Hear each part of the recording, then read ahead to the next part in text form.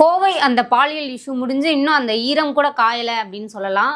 அதற்கு முன்னாடி திருவண்ணாமலையில் இது போன்ற ஒரு காவல் அதிகாரியே ரிட்டன் போயிட்டு இருக்கக்கூடிய வண்டியில் இருக்கக்கூடிய பெண்ணை ரேப் பண்ணி பாலியல் தொந்தரவு செஞ்சுட்டாங்கன்றது சமீபத்தில் வந்த தகவல்.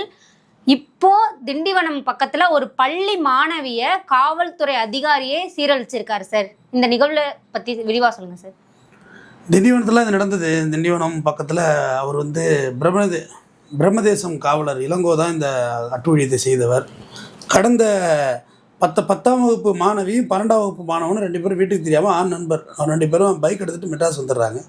மெட்ராஸ் வந்து ஊரெல்லாம் சுற்றி பார்த்துட்டு போயிடுறாங்க. அதுக்கு இடையிலேயே ஆரோவில் காவல் நிலையத்தில் அந்த பெண் வீட்டார் புகார் கொடுத்துருக்காங்க. என்னன்னு சார்? எங்கள் பொண்ணு காணா போச்சு, யாரோட போனாங்கலாம் தெரியல, காணா போச்சுன்னு. இப்போ கடந்த 6ஆம் தேதி வந்து பார்த்திங்கன்னா சென்னையிலேருந்து இவங்க ரிட்டர்ன் போகிறாங்க. ஊருக்கு போகல ஒரு பிரம்மதேசம் காவலர் நைட் ரவுண்ட்ஸ் பார்ப்பாங்கல்ல, நைட் ரவுண்ட்ஸ் பார்த்தோம். இயல்பாக 2 பேரும் பைக்கில் போகல, மடக்கி விசாரிக்கிறதுலாம் வழக்கம் தான். பட் அது தேவையில்லை. இப்போதைக்கு மடக்கி விசாரிக்கிறாங்க. மடக்கி விசாரிக்கக்குள்ள அந்த பையன் பயந்து, இந்த பொண்ணும் பயந்து நடந்ததெல்லாம் சொல்லிடுது. நாங்கள் அதுமாரி ஊரை விட்டு சென்னையை பார்க்கணும் கிளம்பி போயிட்டோம் பைக்கில். நான் 10ஆம் வகுப்பு தான் படிக்கிறேன், நான் 12ஆம் வகுப்பு படிக்கிறேன்னொன்னே காவலர் இளங்கோ, பிரம்மதேசம் காவலர் இளங்கோவுக்கு சுச்சுவேஷன் புரிஞ்சிருது.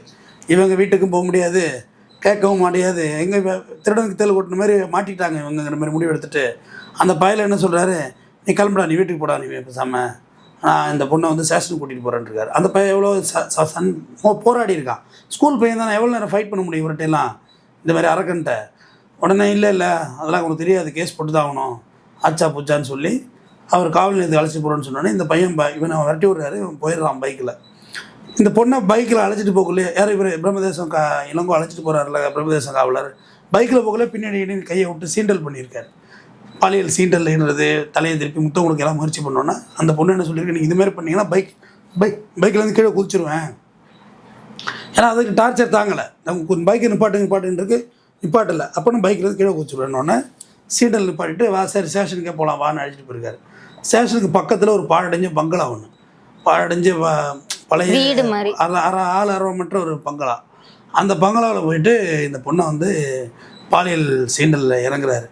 அது சொல்லி கத்தி கூப்பாடு போட்டுருவான்னு கத்தினாலும் காதில் விழுறது எங்கேயும். அது மேலே பாலியல் அப்யூஸ் பண்ணிட்டு அந்த பொண்ணை பண்ணிடுறாரு.